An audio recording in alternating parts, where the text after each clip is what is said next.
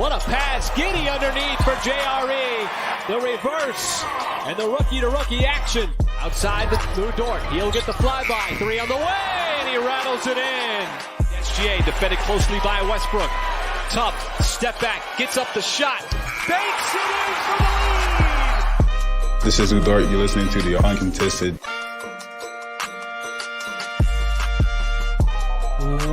What is up, and welcome to the Uncontested podcast, coming to you live Sunday, June 5th.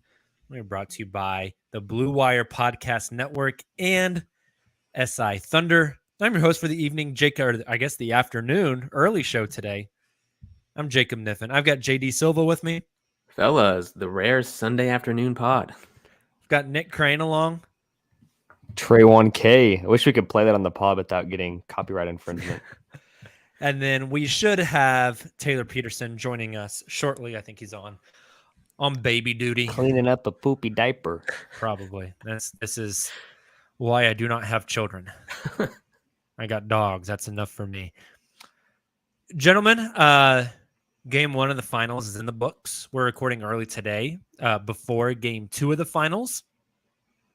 Thoughts from game 1, predictions for game 2. I've got a thought that the games were way too far apart. Like, holy cow, I feel like it's been a century since game 1. I'm still thinking the Warriors ultimately win the series. I do have a thought on Draymond and Iguodala podcasting post-game. Like, that's a little strange to me. Like, the description of Iguodala's pod was Andre rushed home after the game to break down. I was like, what? Like, he's like, what? And then Draymond with his comments of, we're not worried. Like, we dominated 43 minutes. Like, well, dominate 43 minutes and keep losing and you might be in trouble. So all that to say, I think the narrative surrounding the series is just as interesting this time around than the actual series itself. And I'm excited to see if there's any more drama or, what have you outside of the stripe lines. Yeah, obviously, Boston shot the hell out of the ball in game 1. A lot of the trends just favored them in that game. Like Draymond said on his podcast, he called out Derek White specifically and was like, well, we're not worried about him. So I don't think Boston's going to shoot like that again, but I was surprised with how they were able to limit Steph Curry after the first quarter. I think he made 1 3 in total after the first quarter. Like that trend. It's going to be a long series, I think. Yeah, I'm hoping, based off of what we saw, we get 6 or 7 games of this. Right. I hope this kind of drags out. I think that's a lock. Mm-hmm. If it goes 7, when is game 7? It's got to be really close to the draft. August 30th. Yeah, I know, at this rate. Like. We'll be in Vegas by the time game 7 plays. I'm looking it up right now because it's got to be like game 6 would be Thursday, June 16th, which is a week before the draft. Game 7 would be Sunday, June 19th, which is like 4 days before the draft. It's a quick turnaround. Interesting. And then right after that, we have Utah Summer League, then Vegas Summer League, all of that going on while we have free agency. And then the dead period. Yeah. Not looking forward to the dead period. But maybe it won't be dead. Yeah. What is dead may never die.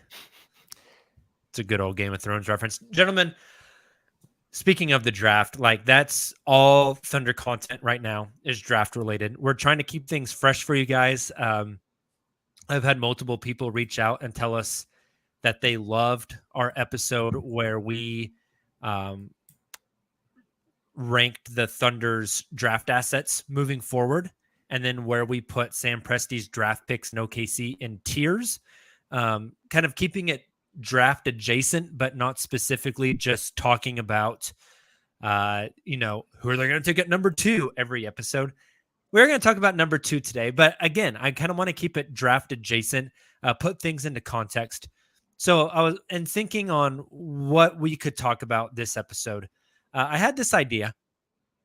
I wanted to look back. So first, I think the overwhelming assumption right now, and I think you two would agree, but if you don't agree, please say something, is that it's going to be Chet at number 2.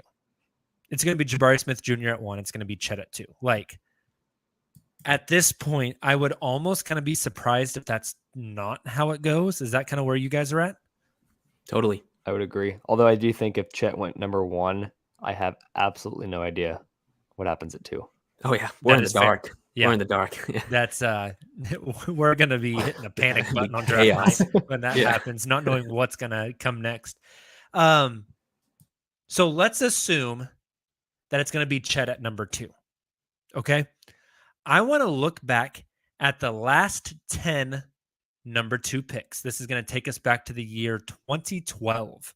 I want to look at the past 10 number 2 picks. And then I want to throw Chet in that pool. So we're at 11 number 2 picks. And I want us to start to put those guys kind of in an order and figure out where Chet would fall based on just kind of what we think he's going to be. Obviously, this is playing pin the tail on the donkey, except we're blindfolded, spun around 10 times, and incredibly drunk, right? Like, there's no way to know where we're going to stick this damn tail at, but we're going to try. So let's start just by listing off the past 10 number 2 picks. Let's exclude Chet for right now. And let's debate and put those 10 in an order. All right. So in 2021, we had Jalen Green. I guess let's go through each of them and talk maybe like 60 seconds about that player and how we think they are as an NBA player. And then we'll do the order. So Jalen Green, Nick, I know you were really big into the 2021 draft, diving deep into it for Thunder purposes. Jalen Green, thoughts so far and kind of where you think he's going to end up? I think he's going to be awesome. I, unfortunately, have seen takes on twitter.com recently saying his only comps are Kobe and Michael Jordan. That is a stretch. But I think he's going to be an awesome player. Like he's shown the scoring, self-creation, defense is, I think, better than some people give him credit for. Like, I think the narrative surrounding him league-wide this year, if you didn't watch a bunch of Rockets games, was he can score, but what else can he do? And I think he's actually a passable defender, and he's got the size and length to be maybe not elite, but good on the defensive end long term. So in terms of like a number 2 pick, although I think we'd all agree Mobley is probably better, I don't think by any stretch of the imagination Rockets fans are going to look back and be like, damn, why'd we take him at 2? Like, I think he's going to be a really, really good number 2 pick. I look forward. Go ahead, Silva. I was going to say, I look forward to the day. I know I poke fun at the Rockets a lot for being disorganized and generally just like not the most healthy roster, but I do look forward to the day a talent like Jalen Green gets that roster molded around him better and is in a healthier situation. I think he's going to really excel. I mean, he kind of has to overcome his own situation right now. That's what he did in the back half of last season. So hopefully with whoever they end up with at pick 3, it'll be better for him. There's a real world where him and Paolo are like an elite offensive duo someday. If you had to comp Jalen Green to somebody in the league right now, who would it be?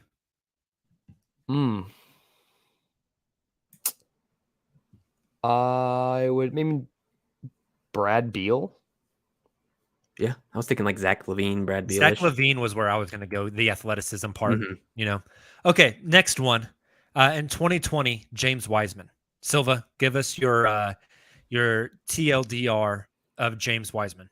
Yeah, rocky start to his career at this point, of course. I liked him coming into the draft. I think he ended up on a Warriors roster that was obviously in a lot of turmoil that year. That was like their Plagues of Egypt season, their gap year. It's tough. James Wiseman, the big narrative with him coming in was like, well, he can only run a pick and roll, and the Warriors weren't really doing that. They don't need to do that, having 2 of the best shooters ever on their team. He's been out for a season and a half now, I think. Tried to come back at the end of this regular season.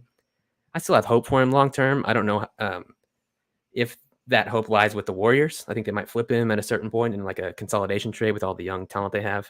But I'm not totally out on James Wiseman. He has a chance still. He's still super young. Nick, hit me with a comp. It's hard to comp him because we really haven't seen him play much NBA basketball. Yeah, maybe that's really, really hard. That's what she said. There's just not a lot of guys in the modern NBA. There's not a lot of guys like him because people are straying away from this, modern big. I don't know, because coming out of college, he started to show like he could step out and shoot a three, which is there's a baby on the screen now. Taylor's joining us now. What's up, Taylor? Got little Brooks here. His first ever podcast. He is ready to. He's been talking to his sources on the NBA draft, and he's ready to drop some bombs. I'm ready. Bro, he's got a cord on his head. I don't know. I don't know if there's a comp for Wiseman at this point because you haven't seen him play even at the college level. He played like 5 games. Like it's kind of terrifying. It's a mystery. I'll say this instead of comping him. Thank God the Warriors didn't take LaMelo Ball because holy cow. That'd have been interesting. Would have been interesting. All right. Let's try to move a little bit quicker through these. Taylor, you're joining in completely blind, so F it. We're just going to go for it. We're going to rank. I read the outline. Okay, look at Taylor doing his homework. I did my homework. Taylor, this is going to be a task for you. I love you to death. You have 30 seconds to give us a rundown of Ja Morant as a number 2 pick in 2019. 30 seconds, go. Obviously, super explosive athlete, maybe the most explosive in the NBA. Super fast twitch. But the thing that stands out about Ja compared to like maybe a Jaden Ivey at number 2 this year, for example, is his elite playmaking and passing ability. And then he's also showing the ability to be able to knock down outside shots. So just a very elite prospect. Obviously, hindsight 2020, and Zion's had injury troubles. But I think we could all say certainly that he would go number 1 in a redraft of that draft. Very good. 2018, the number 2 pick was Marvin Bagley III. I'll take this one. Kang's gonna Kangs, baby. Luka Doncic was the next pick. Trae Young went 3 picks after this. Ultimate Kings pick. They took a swing, but they were heavily intoxicated, blindfolded, half asleep, and just generally dumb because they're the Kings. What a whiff. I think Marvin Bagley can still maybe etch out an NBA career. But I would bet, and it's not a lot of money because I teach in Oklahoma, but I would bet next year's salary that Marvin Bagley III never makes an All-Star game. I'll push back just for the purposes of this exercise because I think it's important to conceptualize. Before that draft, it was fairly consensus that he was the number 2 prospect. So I agree. Sure. Kang's going to Kangs, but like we're all saying Chet's the consensus number 2. He could end up the same way. And Very fair. It's easy in hindsight to say, oh, they took Marvin Bagley, but It's a good point. He also, like you mentioned him being able to carve out a role still in the NBA, Jacob. I agree with you. He's not going to make an All-Star game, but like I kind of think of like a Nerlens Noel, not just because they both play center either, but 2 prospects highly regarded coming into the draft. Both fail in their first couple of seasons, but maybe he can be kind of a journeyman like Noel has been, a backup big in the league. Yeah. Nick, you get the next one. 2017, the number 2 overall pick, Lonzo Ball. he is obviously a great player. Was he worth the number 2 pick? I don't know. I mean, it could have been worse. Especially when Tatum went 3. Well, Markel went 1, right?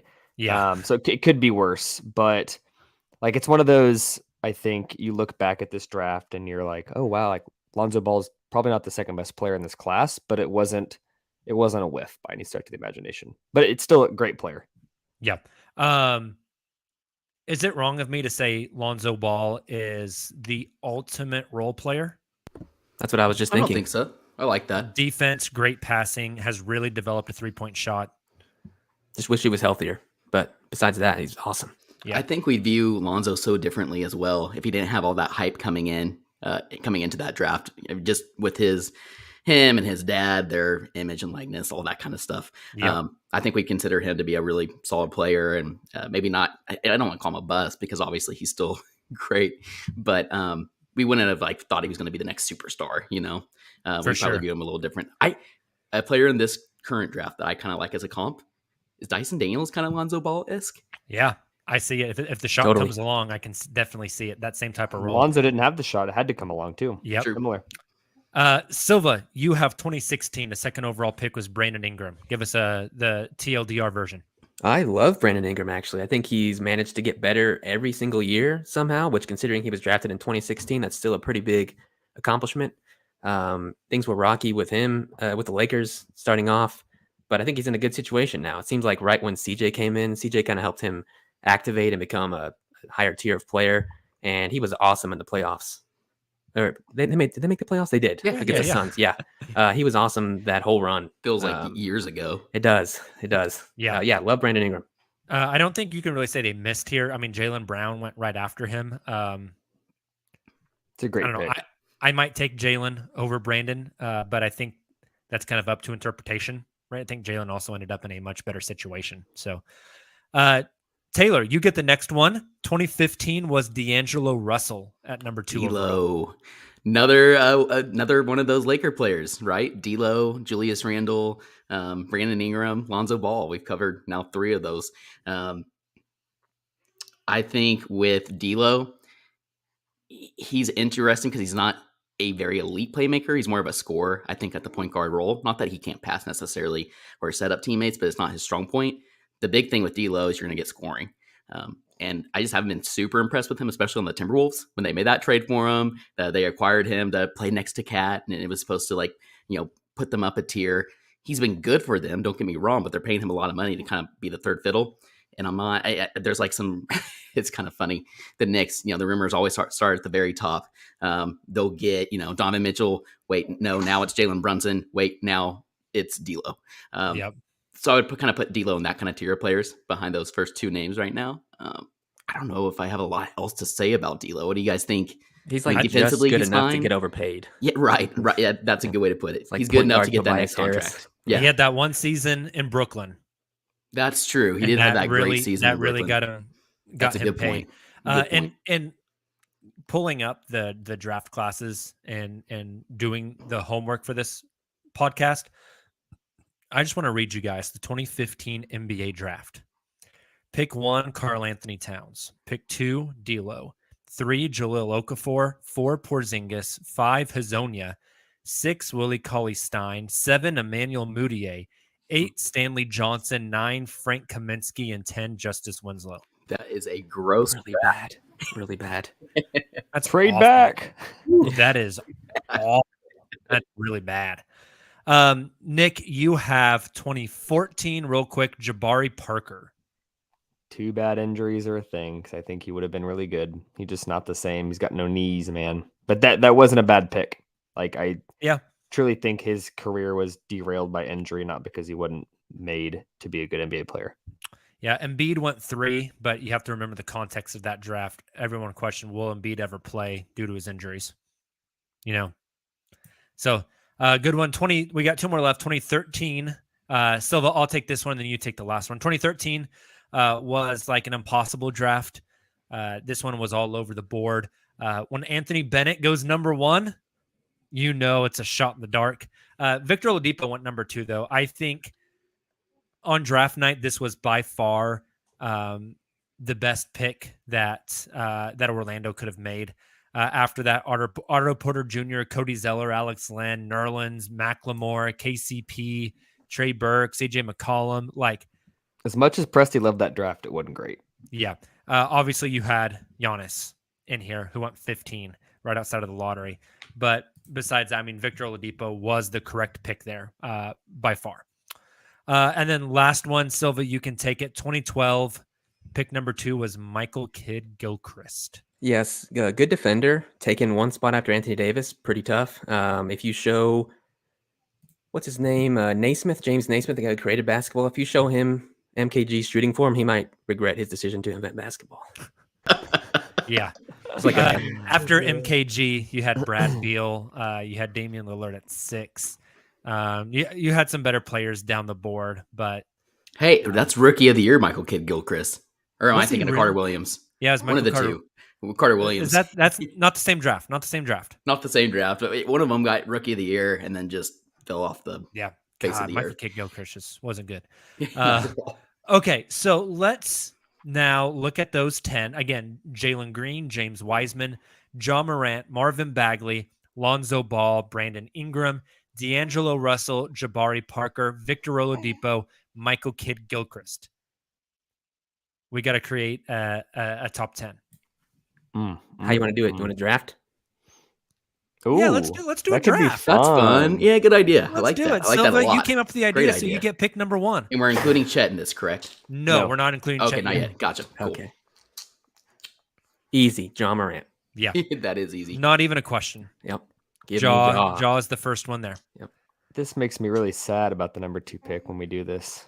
Nick, who do you got? It's an easy pick because some of these guys, it took a few years for us to realize they're not number 2 pick material. So just like recency bias, I'm going Jalen Green. Okay, I think that's fair. So John Morant 1, Jalen Green 2. Taylor, you got the next one? I was thinking a Green too as well. And while I'm not high on this, I can't do it. I'm gonna go Brandon Ingram. I was thinking about another player that I'm not quite as high on as Nick is, but I still like a lot. But I think I'm going Brandon Ingram there. I think that's the easy 1, 2, 3, and then I really effed myself here with number 4. Yep. God, this is difficult. See, this is where I was going to go ahead and go James Wiseman. I can't do it. I can't do James. I'm torn between 2 guys here, but I'm going to go Victor Oladipo. All NBA for 1 season. Injuries really derailed him. He had really found a groove in Indiana before the injury happened. I'm going Vic. All Silva, NBA you got guy. pick 5. Ooh. Give me. Okay, so we have. Let's see. We have D'Lo, Jabari Parker, MKG. Give me James Wiseman there. Going back to the question of comps, and I think Jacob kind of sparked this when he mentioned, can he play if he ever gets healthy? Is he always going to be hurt? Wiseman went number 2 for a reason. I know people love to dog him on Twitter, and when I say he's going to be good, y'all dog me. There's no reason to think he couldn't be like the next Joel Embiid. He went 2 for a reason. He's humongous. That's why I was thinking about him at 3. That upside is still just so intriguing to me. Yeah. Silva, you just went Wiseman, right? Yep. Okay. Nick, you're up. Number 6. I'm between Lonzo and D'Lo. I'm gonna go Lonzo. I think that's probably the right pick. Fair. And that's easy for me. I'm going to go with the one you didn't go with and go D'Lo. Now we get to the, So the who real does fun that leave part. me with? I have MKG, Jabari Parker, Marvin Bagley. God dang. Yep. Ugh. Tough. What do you do here? I'm going Marvin Bagley the 3rd. He's the only one left in the league. I mean, not You're the for- biggest for hater still- of him on planet Earth. Dude, my other options are Jabari Parker and Michael Kidd-Gilchrist. What do you want me to do? There's at least still Okay. some upside, a little bit of upside there. MKG can play Aiden. defense at least. That's Yeah, true. true. Silva, who are you taking at 9? Oh God. Considering what I said about MKG, I can't take him. So give me Jabari Parker. So, Nick, you are taking MKG at 10th. So our order, our draft order here, Ja Morant, or as I typed it in my notes here, Mortant, Jalen Green at 2, Brandon Ingram at 3, Oladipo at 4, Wiseman at 5, Lonzo at 6, D'Angelo Russell at 7, Marvin Bagley Jr. at 8, or Marvin Bagley the 3rd at 8, I'm sorry, Jabari Parker Jr. at 9, Michael Kidd-Gilchrist at 10. Hey, Jacob, question. Yes. I think the next part of this exercise is slotting where we think Chet will fall. Is that right? Yes. Can we do a realistic floor and ceiling instead? Like, I think best case he's the best of this group. Yeah. But can we also do like a floor? Like if we think Chet ends up, Yeah, just being, and we can do like what's the most likely outcome Yeah. and where does that slot him at? let's do right? that. Let's do that. I like that. Here's my thing with Chet, guys. I've been thinking a lot about this because it feels inevitable that he's number 2 to OKC, right? Been thinking a lot about this. The bust potential, the floor, it scares the shit out of me. It really does. Like he could just be bad. I like how we all talk about like this is a huge step in the right direction for the Thunder, and it could not be. It could be bad. But on the other side, it could be really good. Like sometimes I think, You oh don't my gosh, say. he's going to be Kristaps Porzingis, and he's never just going to be much of an impact player. And then when I look at some of the stuff he can do, like, oh God, I don't want to forget who. I'm going to look it up right now because I don't want to not give this guy the credit. While you're looking it up, I do think a lot of people get scared because of the KP thing. KP was a hell of a player pre-knee injury. Like let's not forget that. With the Knicks, he was freaking awesome. All-star, right? Yeah. Okay, I found it. It's Chip Jones, Chip J NBA on Twitter, posted this 2-minute highlight reel of the times that the passer in the pick and roll found Chet on the pick and roll. It should tell you something that it's only a 2-minute reel of the times that the Gonzaga guards found Chet on pick and rolls. Yes. That's a bad thing. He shot 14 of 16 as the roll man whenever he got the pass. The catch radius is insane. Some of the ball handling stuff we've seen from him pre-Gonzaga. Sometimes I sit back and I think the Thunder are about to draft Pau Gasol 2.0. Which is a really fun comp. Maybe. That is fun. Do you ever go pessimist mode and think maybe Chet wasn't found in the pick and roll because he's not a good pick and roll navigator and couldn't cut to the basket with force because he's light and gets bumped and people bump him off and he can't get to a spot? Like you said, I think that's the pessimistic viewpoint, where I think the other viewpoint would be he had to fit into a role at Gonzaga. Yeah, play for sure. And play next to Drew Timme, who really clogs the lane. And NBA spacing is going to do wonders for Chet, and a change in role is going to do wonders for Chet. You can look at it both ways, man. Yeah, and that's basically what NBA Twitter does, right? It's polarizing for Chet. And what GMs are currently doing, right? This is the process they're going through and talking with their scouts and trying to gain intel. But I think like to that point, we saw him throughout his college career. And there is, I think it's worth going back and looking at his AAU tape. You can see a player who does have high basketball IQ and who is cutting to the basket, off ball, moving without the ball. And because of those things, I think he will be a fine roller, even if it's not a strong point, I got a question as we think about the answer to this next part. Like Jaden Ivey and Paolo Banchero and definitely Jabari Smith Jr. as well. I can envision them being like number one alpha dogs on their team, putting up 25, 30 a game and like being awesome, like offensively, right? Chet, what he brings to the table is that well-rounded, like defense, little things to win. We haven't seen since high school, and it is likely because of his role at Gonzaga, the ability to be like the top dog number one. Like there was games at Gonzaga, whether it's system or just him being passive, he shot like 6 times in big games. Can you guys envision Chet being a number one guy? Because I think that's what Oklahoma City needs at this point. Like you've got Shea, you've got Josh, you've got these guys. We've all said on pods, we don't know if those guys can be the number one player on a contender. Do you think Chet has that in him to be the number one guy in a contender? Or is he more of a that's tough, really, really, really, really, really good second guy, and you still got to go hunt that number one? I think that's the most likely scenario. Yeah, but go back and look at that USA basketball tape, right? And like he was that guy going head to head. Jaden Ivey was that guy in that game. Oh yeah, Jaden Ivey was a man amongst boys in that game. This is where the Pau Gasol comp comes back for me. Pau was probably never the not a number guy one on those Lakers teams. Oh, okay, but fair. He was the ultimate defender. Agreed. Ball mover, could get you. I mean, he probably. I would have to look up Pau's stats. Which is my point, though. Chet could be freaking awesome and be Pau 2.0. But in 3 years, are we still going to be saying OKC needs that number one guy? Does this imply that we all don't think it's Shea? Yeah. I don't. I think Shea's awesome. And what he's doing at 23, 24 years old is awesome. He's on a max contract. He's face of the franchise right now. You got to look back at history. The best players in the world that are franchise-altering number one guys are typically already all-star level by now. And I know we think Shea plays at the all-star level. He's on the Thunder. He's not going to get votes, but like Shea is not a superstar right now by any That's right. stretch. Yeah. No, I mean, Totally. In 2009, 2010, Pau Gasol averaged 18.3 points, 11 rebounds, 3.5 assists, and nearly 2 blocks a game, shooting 53% from the field. He took no three-pointers. I think Chet enters the league shooting 3 to 4 three-pointers a game. So I don't know if he's ever going to have that level of efficiency.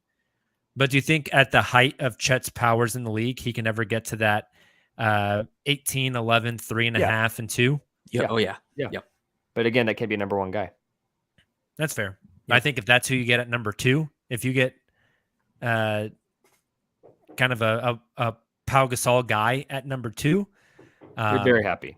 You're incredibly happy. Agreed. Totally agreed. I just food for thought. It's something I thought about a lot recently is got to have a number one guy. And if it's Chet, I don't know if it's him, as good as he's going to be.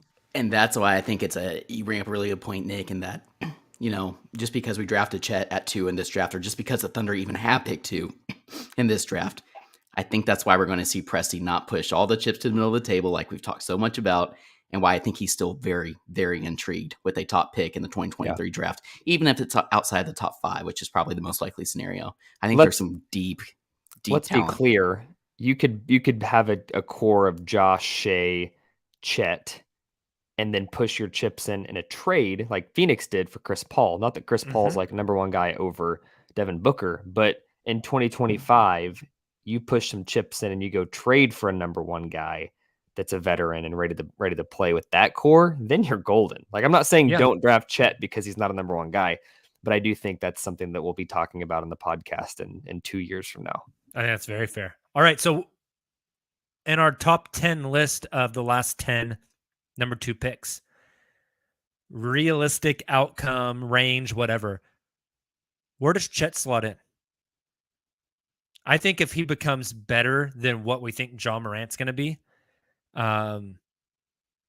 then this was an absolute 1,000% success. The rebuild is over. You have your player of the future, right? Because I think John Morant is insane. I can't put Chet at number 1 on this list. I just can't. I think I'd slide him at number 3 behind Ingram and right above James Wiseman. So we had John Morant, Jalen Green, Brandon Ingram, Victor Oladipo. You put him behind Brandon Ingram? I'd put him third in that Is list. this our high side case or which case is this? I think I'm just looking at like the realistic outcome. I forgot case. I forgot about Depot. I think he's like 2A, 2B with Jalen Green. Oh, okay. I think that's fair. The problem is Jalen Green's so young, like we have such a small runway with what we know of him. Projecting out what he can be, I think putting Chet next to Jalen or maybe the spot behind Jalen is the correct answer, a spot ahead of Ingram. Obviously the ultimate low side is he's out of the league in 3 years and he's not on this list, or he's at the bottom of the list. But realistically, like where would you put the floor at? Who's the guy we had under Ingram? And when Ingram, Oladipo, James Wiseman, Lonzo Ball, D'Angelo Russell, Bagley, Jabari Parker, MKG.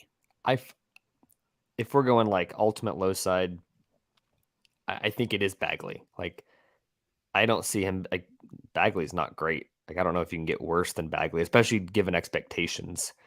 Like if Bagley would have gone 35th overall, I'd be probably talking about him as a draft steal. I think that Bagley is the floor for him.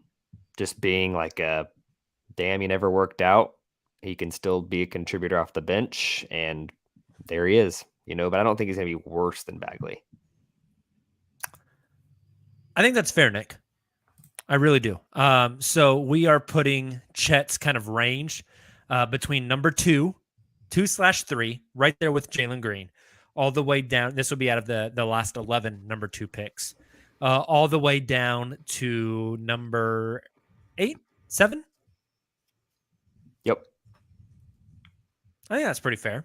Yeah, it's a good If range. I mean, if he ends up as the big man version of Lonzo Ball, right? This like ultimate role player, can play 35 minutes a night for you type of guy. Like, I think that's It's not a complete bust by any means, but I think it's not great. It's not what you want, That's but not what you want to pick too. yeah, but it's not like, holy shit, we just drafted Michael Kidd Gilchrist, Mm-hmm. you know? So I don't know. I think that's all right. Okay, so let's move on from pick number 2. I wanted to do this exercise for pick number 12 as well. Do we have enough time on the pod to do it for pick number 12? We can go quick. Okay, let's do it. Yep. Let's do it. Same process. We're going to look through the past 10 instead of number 12 picks, because once you start getting farther back in the draft, it's hard to project. So we're going to look at a range, 11, 12, 13. Instead of having you guys give me the breakdown of these players, I'm just going to read off the list, and then we're going to rank them. Okay? Cool. Kind of as a grouping, right? So the grouping for 2021, 11 was James Bouknight, 12 Josh Primo, 13 Chris Duarte. That's interesting. That's not a group I'm incredibly excited about. Would you No. guys agree? No. I'm still a pretty big Primo fan, but yes, as we currently sit, I agree. Yeah. 2020 was 11 Devin Vassell, 12 Tyrese Halliburton, 13 Kira Lewis Jr. That's I a like pretty that damn one. good grouping. Mm-hmm. That is a pretty good grouping. 2019, 11 Cam Johnson, 12 PJ Washington, 13 Tyler Hero. Another great grouping. Yes, Pretty I damn agree. 2018, 11 SGA, 12 Miles Bridges, 13 Jerome Robinson. One of these things is not like the other. It's so funny. I was, you go on YouTube and you watch a video and you like leave the room, whatever, you come back and like the algorithm's got you doing something random. I was watching highlights of somebody and came back and the 2018 draft was on, and I forgot Jerome Robinson existed, which is the ultimate horrible pick if just 4 years later, 5 years later, you forget the guy existed. Yep, totally agree. I think I'm pulling up that draft class right now. What draft class was that? Was that 2018? Yes. Yep. If we slid it back and looked at 10, 11, 12 instead of 11, 12, 13, it would have been Michaela Bridges, Shai Gilgeous-Alexander, Miles Ooh, Bridges. Yeah. What a stretch of 3 picks. That's Holy incredible. crap. Yep. Okay, Poor so Sixers. the next one, 2017, 11 Malik Monk, 12 Luke Kennard, 13 Donovan Mitchell. Mm.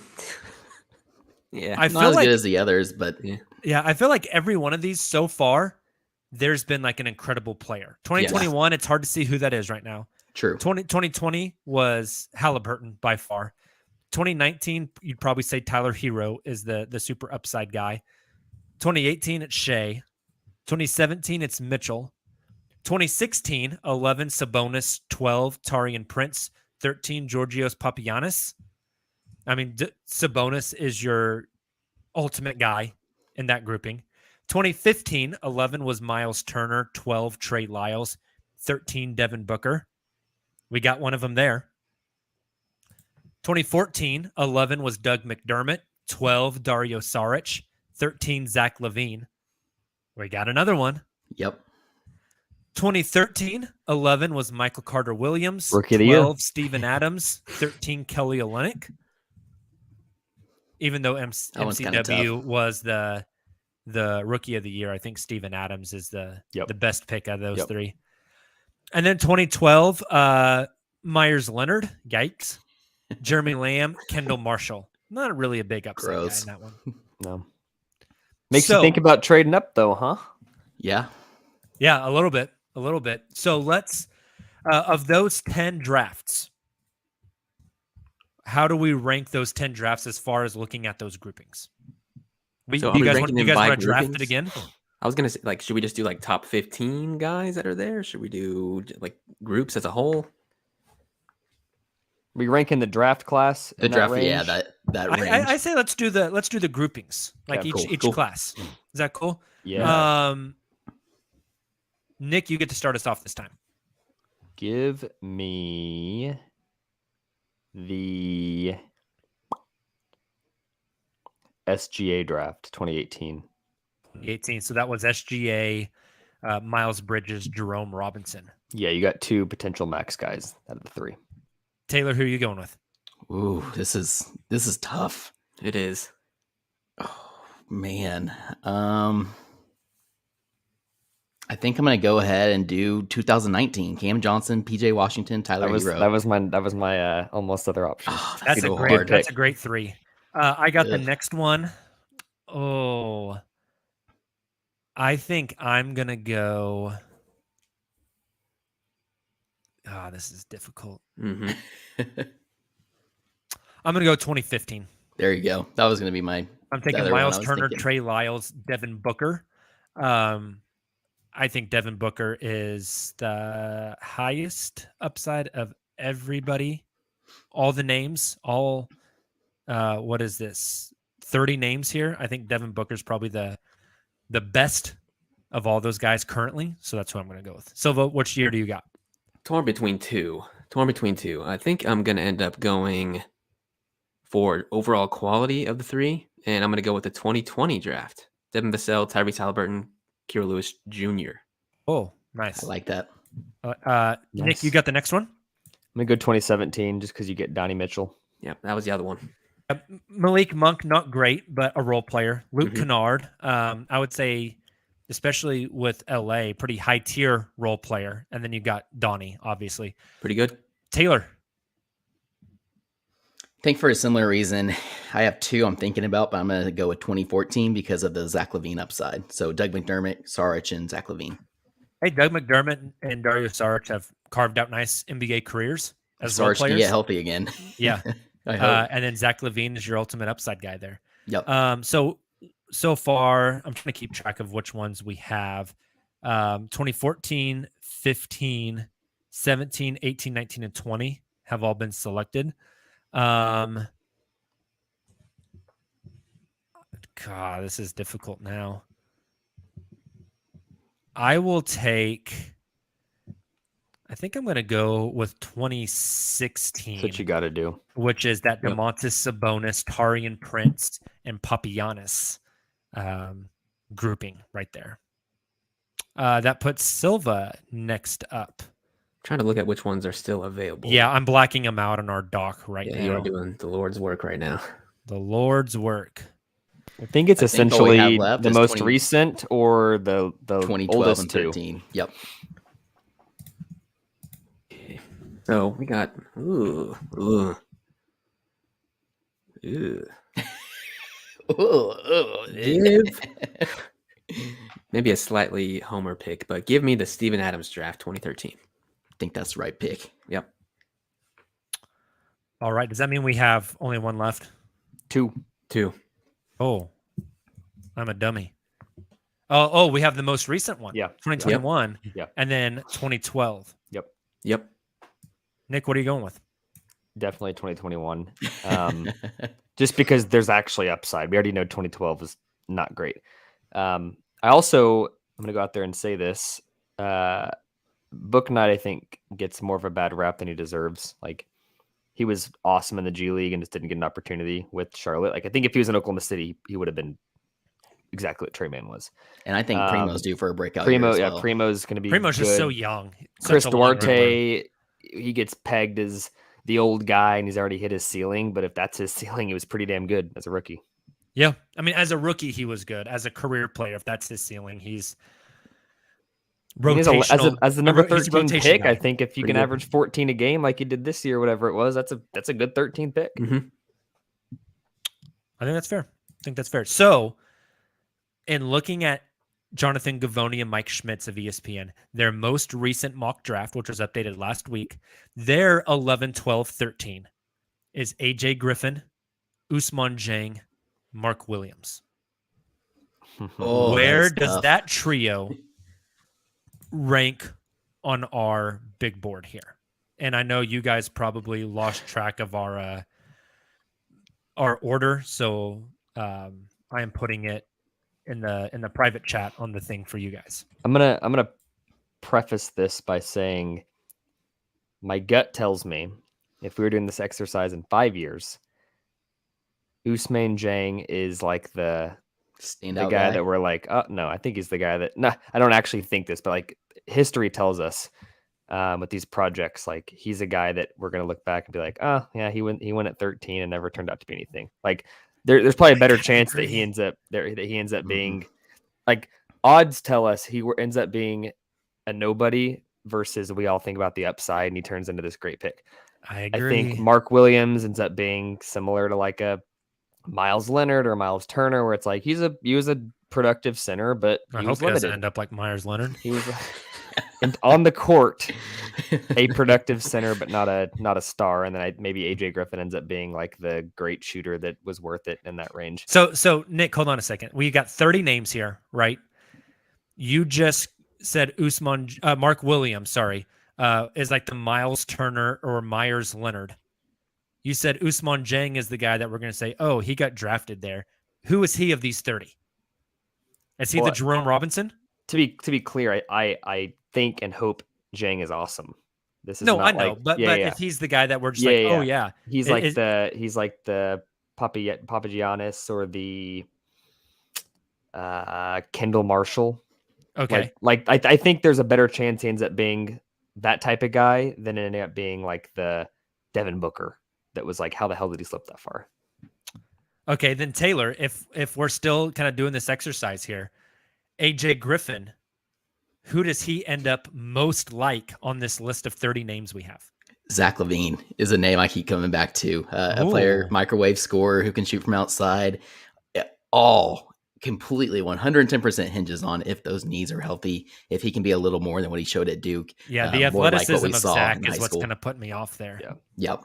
I think he means in terms of production, not like a player comp. Yeah. Oh, gotcha. And maybe like Cam Johnson would be like more likely best case scenario. Silva, who would you put AJ Griffin as in this grouping? Yeah, I've been trying to look, and I think it's interesting that a lot of the guys that slipped in this range and ended up way exceeding their projections were all guards or larger wings. So it's like Donovan Mitchell, Devin Booker, Zach LaVine. Those are all similar guys. SGA, Halliburton, and then Miles Bridges is bigger, but Tyler Hero's in that same range. Don't let Johnny Davis slip.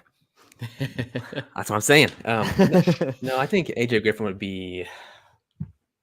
I hope he ends up being like Tyrese Halliburton. Like he ends up coming in and immediately like having a solid NBA skill. Halliburton came in and was immediately a good playmaker, a good floor general. I hope AJ Griffin can walk in healthy, play solid defense at least, and shoot the hell out of the ball. So I think around the Tyrese Halliburton, Miles Bridges area.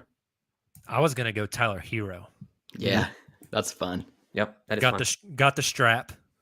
Mm-hmm.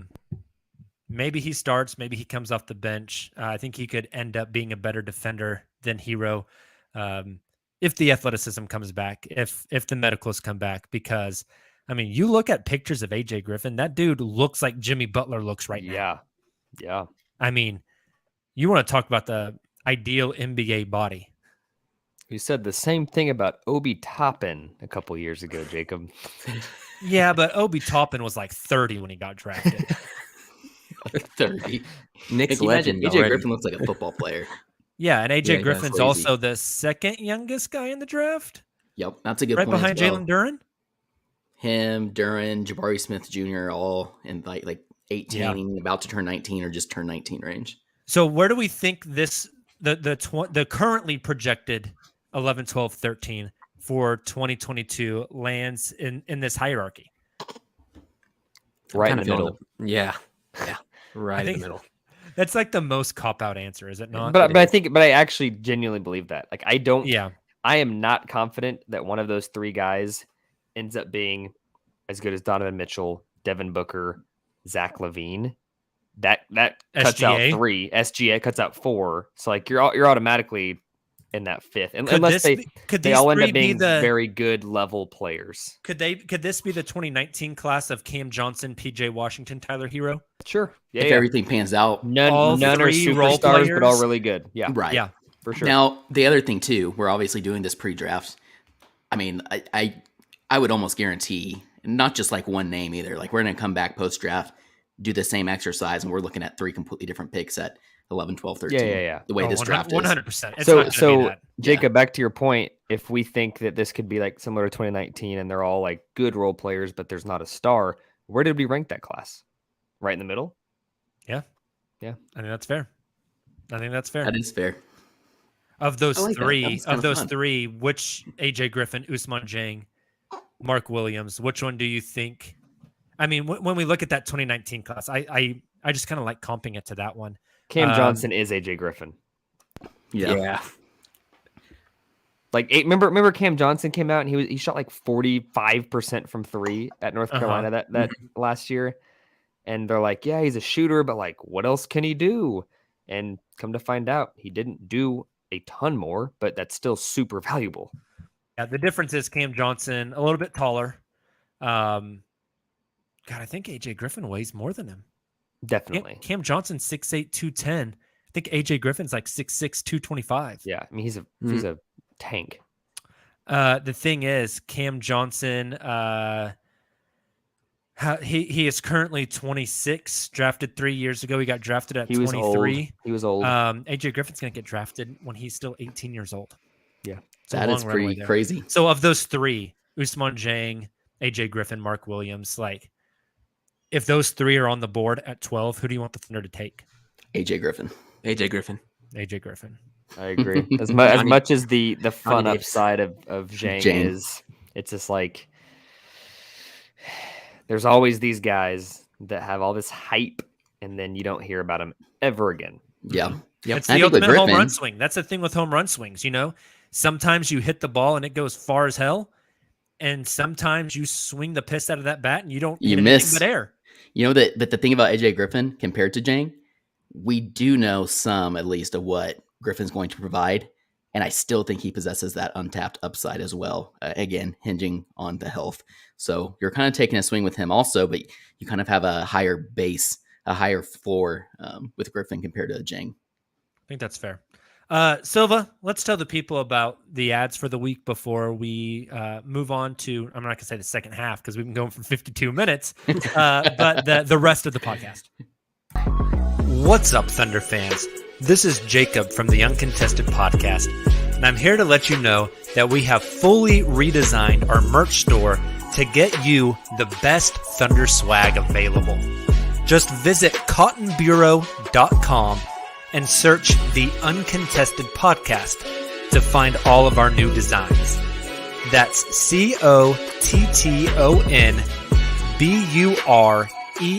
cottonbureau.com and search the Uncontested podcast to find new drops like Josh Giddey's Wizard of Oz or an ode to the Trey Man step back.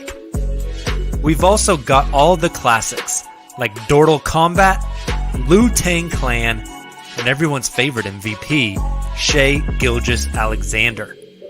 The best part? You can get any design and the style of apparel you want. So if you're gearing up for the summer and want a tank top, needing a hoodie for the winter in Australia, or you're wanting a Pokemon onesie for your baby, we've got you covered. Make sure to go to cottonbureau.com and search the Uncontested podcast to get your new Thunder gear today. Okay, gentlemen. So we just finished up kind of ranking the past 10 and then adding on the 2022 draft of that middling, like late lottery tier. I've got to ask, though. Nick kind of brought this up, so let's circle back to it real quick. Let's throw a fourth name in that list. Let's make it Johnny Davis. Who, if all four of those, Usman Jang, Mark Williams, AJ Griffin, Johnny Davis, are all there, which one do you want OKC to take? Johnny boy. That is tough because I kind of have Johnny and AJ Griffin in the same tier of players in this draft, but I think you've got to go Johnny with what Johnny- the production he showed in Wisconsin. He's got defensive upside. So if anyone's going to make me feel good about, like, everyone always says Trey Man maybe makes Lou Dort expendable. Trey Man's not an elite defender. Johnny Davis probably isn't Lou Dort as a defender, but he's much better than Trey Man. Is Johnny Davis like 85% of Lou, 90% of Lou? I think he's 150% of Lou offensively. Well, yeah, I'm talking defense. Yeah, defensively, probably 80%. And He's a really the good knock defender. on his defense is that he's only 6'5", which means he can only probably guard 1, 2, maybe 3 positions. Like, I think he's going to struggle with the Jason Tatums of the world. Like, who doesn't struggle with him? No shit, right? But like those bigger jumbo wings in the NBA, he might struggle guarding. But Lou is 6'2", so does he. Yeah. It's a good point. That's not to get us off topic of that, but that's what drives me nuts is people like, you can't take Chet at 2. He's going to get bullied by Joel Embiid and Nikola Jokic. And I'm like, what? You mean number 1 and 2 in MVP voting? He's going to get bullied by those guys? No shit. The entire league gets bullied by those guys. On a nightly basis. Yeah, that's right. You know, like They bully each other when they play each other. what are we doing here, man? Johnny Davis I think he's much more well-rounded than AJ. I think AJ is, if we were pinning down like, you know, Johnny Davis is an 8 of 10 on defense and 7 of 10 on pick and roll. I think AJ has the highest tier as far as a skill in the 3-point shooting. I think AJ's 3-point shooting, he is better at 3-point shooting than Johnny is at any individual aspect. Mm-hmm. But I think in totality of a player, Johnny is higher up. It's kind of interesting. I'm not saying AJ dislikes basketball or doesn't try at basketball when he's on the court, but Johnny Davis's heart and effort and just like, I'm going to give you 135% every time I'm on the court is like, got that dog in him. It's insane. Like, you go watch, I told you guys in the Slack, I watched that Purdue Wisconsin game a couple times now, post watching it live. And like, you watch him off ball, and even like when Jaden Ivey scores and someone else is guarding him, like he is sprinting across the court trying to block the shot or like make it tough. And like it's you watch a lot of AJ Griffin, and again, this is not a knock on him saying he doesn't care about defense, but like he gets lost. He gets lost on defense. Yep. That's why I love the idea of potentially taking Chet and Johnny Davis like that. The mentality of those two coming into this team would be. Oh, I'd incredible. love That's it, a dude. great. Yeah, I would love it. This would be a team of dogs. Yes. Dog pound, baby. Giddy has that too. 100%. 100%. So, guys, in doing the prep for this episode, Silva and I were going through all of the past 10 draft classes, pulling these names, making these lists, etc. And I'm not going to call it an epiphany. It's not that good. Realization. Let's go realization. I think that's a better word here. And I forget which draft class it was now, but in the draft class that had Brad Beal, was that 2013? Do you guys remember? I'm looking. Sounds right. Nope. Victor Oladipo was 2013. Was 2012? Brad was 12. 2012. Yep. Well, yeah. We have not speculation. Like, we know Sam Presti tried to trade up for Bradley Beal that year. Bradley Beal has said as much. He went on a podcast. I can't remember which podcast. Was it All the Smoke? Like Woj or All the Smoke. Yeah, one of I think it was two. All the Smoke. He said that his agent was telling him that Oklahoma City was trying to trade up to get him. And then it's like a very poorly kept secret that in the following year, Sam Presti tried to trade up again to number 2 to get another athletic, versatile guard in Victor Oladipo. I think that's super fascinating. I think there's a piece of it that's like, we've got to replace Harden, or this is we're trying to win now, and this type of player helps us. But more holistically, I think that confirms He's at number 2 it's this a year. type of player that he likes. And doesn't Jaden Ivey fit in that bag? Oh, He for fit sure. to a T. I mean, I think Jaden Ivey it feels has him. like a Victor Oladipo, does he not? In Yeah. the style of play. Yeah. So, no, very I much mean, so. people like to comp Jaden Ivey to John Morant just because of the athleticism. They like to comp him to Russell Westbrook for the same reason. I think Indiana, Victor Oladipo is maybe like a really close one. So, Nick, you just mentioned, I think that's really fascinating. Like, that's right after Harden, right? Are they trying to get the Harden replacement? Is that what was the best fit for the team? Or is it something deeper? And now thinking about that, does that change your guys' opinions on the whole smoke of Oklahoma City wants Jaden Ivey. They might take him at 2. They might trade him back to take him at 4. Like, does that context add anything for you? Or is it still Chet or Jabari at 2 and it doesn't really matter? I think it does. It certainly does. Like Nick said, like obviously that's a prototype of player that Presti definitely values. It's just so hard because of the iteration of the Thunder. You know, that team's during those drafts, the team the Thunder had Russ and KD being those core pieces. Like, yeah, Depot would fit perfect. Bradley Beal would have been amazing with that group.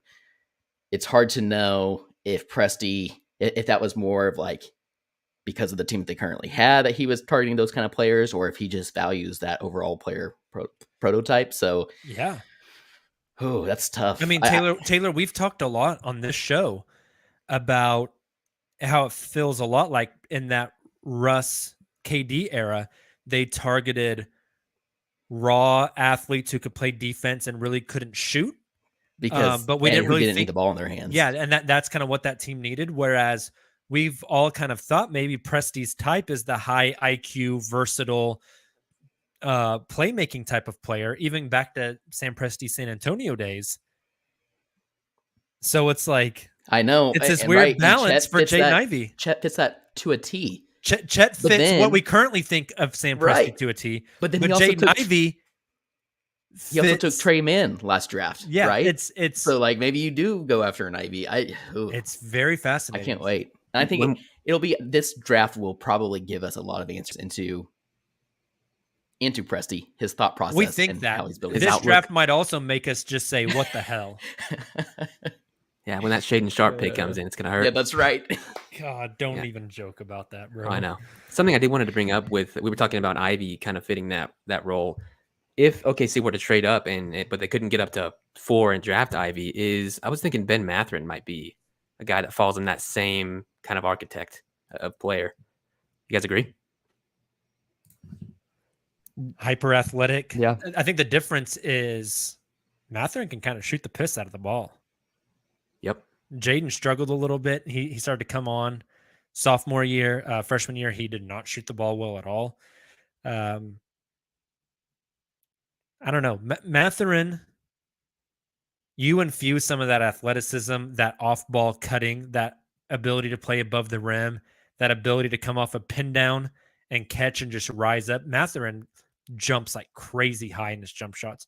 You add that to Shea and Josh, and I think you got something kind of fun there. And I do think it kind of fits that mold, Silva. Well, Nick just found out that Johnny Davis was in the Taco Bell commercial that's going on. Yeah, if you guys noticed, I was like right watching the TV over here. I had never seen that commercial. I was like, is that Johnny Davis? Most random, like of all the players in the draft, they go get Johnny Davis. But my take on this, I do think Jaden Ivey is like a super Sam Presti pick. However, I feel like there's that type of, and we've talked about this, Oladipo, Beal, John Morant, like we've talked, there's that type of Scoot Henderson next year. It's a guard heavy draft. There's those types of guys every year.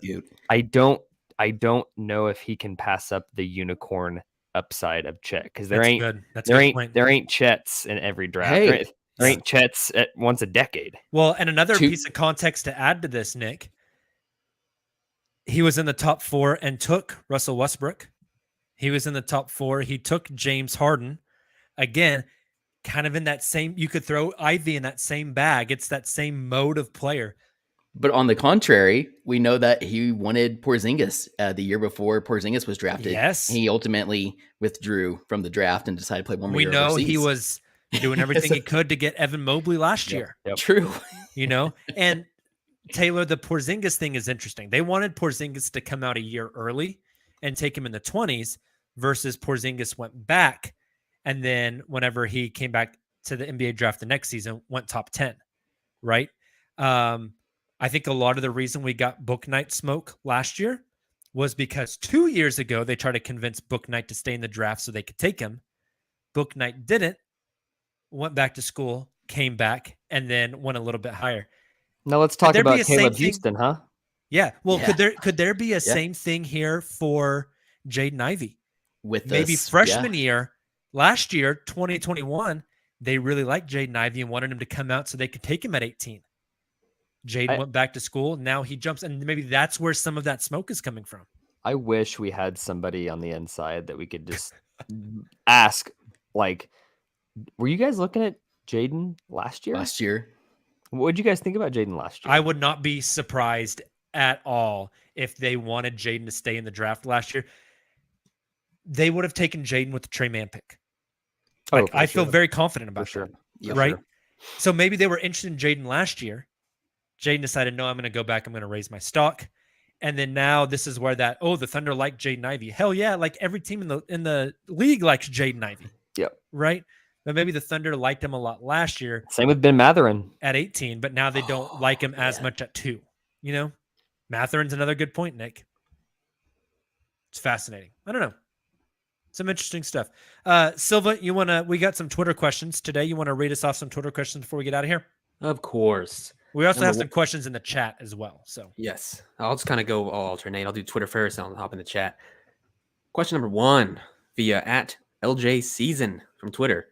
Paolo Banchero hasn't been linked with OKC throughout this draft process. Could he be the one the Thunder are eyeing? And how would you feel about him at number 2? He doesn't like Oklahoma City. I He know. said it in an interview. He was born in Seattle. Paulo is the best passer in this draft. He's also 6'10", 250. Ooh. he's a big Best passer boy. in the draft? You'd put I him over truly Dyson? Yes. Interesting. Okay. I Like kind of would too. he is 6'10", He's an 250. elite and playmaker. even if you argue with me and said, "Oh, I think Dyson's better," okay, he's the second best passer in the draft at 6'10", 250. Like, that is absurd. He can create his own shot. Like, he is offensively someone you don't see very often. The Yep. defense is obviously what's the concern. We've talked about this 100 times. He's I got would- the tools. I would not be shocked if he was taken by the Thunder. He is the number 1 alpha dog. If Sam opts to say, I'm going to get the number 1 guy while I can at 2, and then I try to get that, high upside role player that does all the things to win next year or the year after or through trade, whatever it might be, wouldn't shock me. I still think Chet is like the guy at number 2, but people don't talk about Paulo in Oklahoma City, but he would be freaking insane. Yeah, as the fit top would dog. be perfect. I think to answer that part of the question, I agree with you completely. Like, I'd be ecstatic if they took Paulo at 2. I don't know. Yeah, I do find it weird. We haven't heard any smoke regarding Paulo and OKC. You think all 3 of those guys have been to OKC and worked out? I mean, They will be. they will. By draft, there's no way Sam doesn't work out the top 5, 6, 7 guys. I think Just as a Sam's probably formality. getting to work out like 60 guys in this draft. Oh, Yeah. for sure. I question like if he that got point in that the you top mentioned. 3 last year because he didn't have a top 3 pick. I mean, Yeah. Cade came out and said he was only working out for Detroit. Yeah. Right. I don't know if he got Evan Mobley in the building last year. I don't know if he got Jalen Green in the building last year. But this year with pick number 2, 12, 30, 34, you can literally get everybody in. Cool. Let's move to the next Twitter question via @AndersonID. With us potentially adding 4 players in this year's draft, what should we expect to happen with Isaiah Roby? He seems like a really awesome frontcourt player to run with SGA and Giddey with his shooting and play finishing abilities. I'll lead us off on this one. Maybe Roby is still on this team next year. I think he's a good candidate for the guy to like be moved, to be cut for the roster crunch.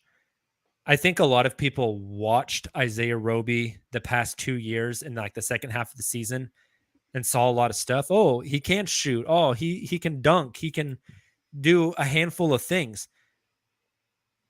And I think that's like the context in which we were watching him.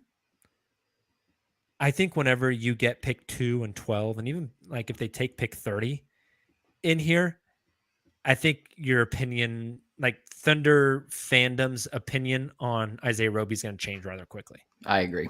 Totally. I also think back to the beginning of the season where everybody was healthy. The Thunder had a full team, and Roby wasn't getting playing time from Coach Mark Daigneault. I think that says a lot as well. Yeah. Like, I don't think Roby's like an awful player, but I think with the context of what they had on this team, it it was like, oh, he can do some stuff.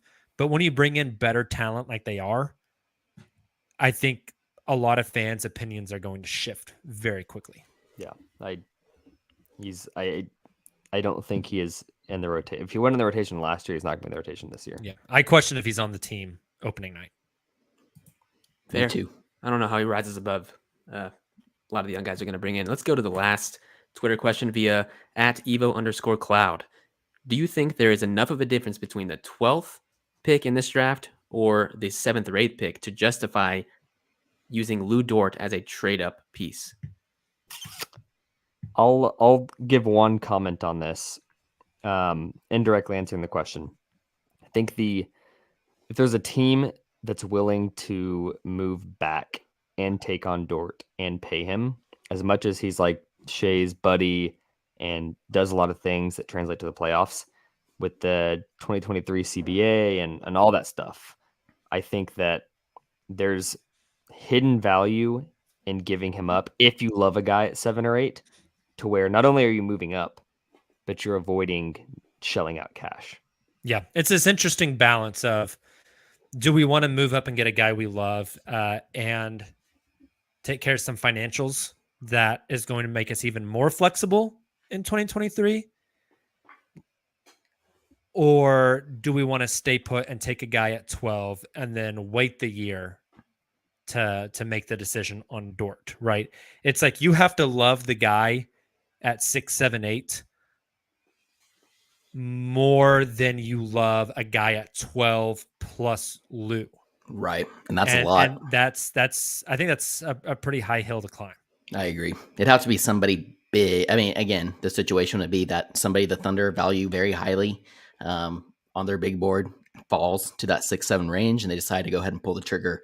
I just don't know if there's really any guys in that. I mean, I love that range of the Dyson Daniels, Ben Mathurin's, but I'm not sure, to your all's point, it's worth 12 and Dort, unless it, financials come to play, like Nick just mentioned. I think that's a really good point as well. Like, what has more value? Dyson Daniels on a rookie scale deal, which would be quite a bit of money at pick 6 or 7, or Lou Dort and Johnny Davis, or Lou Dort and AJ Griffin, or Lou Dort and Ousmane Dieng. It almost feels like a situation you have to work out on draft night. Like, if you're talking, if Davis is the one slipping, if Griffin's the one slipping, I kind of like that scenario more. Yeah, that's right. You just let those players fall to you. Good point. What if Shaedon Sharpe's there on the clock at 7 on that Portland pick? I've really fallen on Shaedon. You got to take him.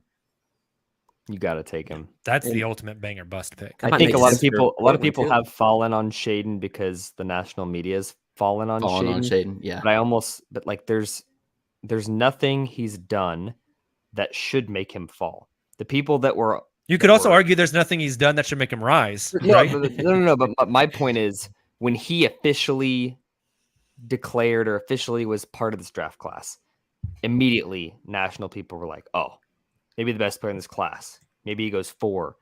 And there's been nothing outside of hype being decreased that makes him fall. Like nothing. So if everybody in the national media was so high on him when he declared, why are they not high on him now? Because there's been no change. Before we get out of here, because the 4 of us this is the uncontested Summer League squad this year. All 4 of us are going to be out at Summer League. So let's end with the Shaedon Sharpe topic then. I want to ask each of you as we get out of here. We fly out to Vegas on July 6th. Summer League starts on the 7th. We're in the Thomas and Mack. We're hanging out. We're super excited. The 6 p.m. tip-off is whichever team took Shaedon Sharpe. What will surprise you more? Shaedon comes out and just goes freaking berserk. And this dude is dropping like crossover, step back, Harden-esque threes, throwing down windmills. And we're all just sitting there with our jaws collectively on the floor saying, holy shit. Or he comes out and we watch him play and we're like, oh my God, this guy sucks. Which is more surprising to you? I think it's more surprising if he's balling out because he hasn't played in a long time. That's not to say he ends up being a bad player. Yep. Summer League last year, Justin and I were sitting front row for that. Evan Mobley looked lost. He was skinny. He was getting bumped around by these like second and third year guys that were G Leaguers trying to make a roster spot. And Summer League means nothing. But for a guy that hasn't played in so long and doesn't have the experience of playing against even mediocre college guys, I would expect him, like he's going to have highlight plays, no doubt. He's going to have a huge dunk or something. But holistically, I don't expect him to look spectacular at Summer League. I agree. It's too long off. I think a good comp, kind of from a player perspective, but really just like in terms of the learning curve, I think that Sharp's going to face in the league. I think we should be looking at like a Jalen Green, who really struggled early last season with Houston. And by the end of the season, we're like, okay, maybe we shouldn't have said like maybe should have been a 4th, 5th, 6th overall pick. He kind of looks the part of a number 2, number 3 overall pick. I think Shaedon Sharp will face a similar learning curve, and it's kind of similar talent-wise as well. So, yeah, I think I agree. I think he'll come out, maybe look a little slow to begin, and then by the end of the season, he's probably putting it together and looking pretty special. Maybe he does look like Jalen Green. Maybe he looks like Gerald Green. But maybe Who knows? Maybe he's Jeff Green. Guys, I think that's all we got for today. This is a really fun pod. Thanks to everyone for jumping on mid-afternoon with us. Really appreciate it. We hope you guys enjoy Game 2 of the NBA Finals tonight. We'll be back with you, specifically Taylor will be back with you Monday night, tomorrow, for a Twitter space. So make sure you follow us on twitter.com @the_uncontested. Join the Twitter space, hang out, chat, ask some questions. Just join all of Thunder Twitter on the spaces. We've been having huge success on those. So make sure to join us there. And then we got another pod for you guys Wednesday night right here on YouTube. So join us there as well. We are down into the teens as far as days left until the NBA draft. It's going to be a blast. We cannot wait. You guys have a great start to your week, and we will talk to you soon. Until then, and as always, Thunder up.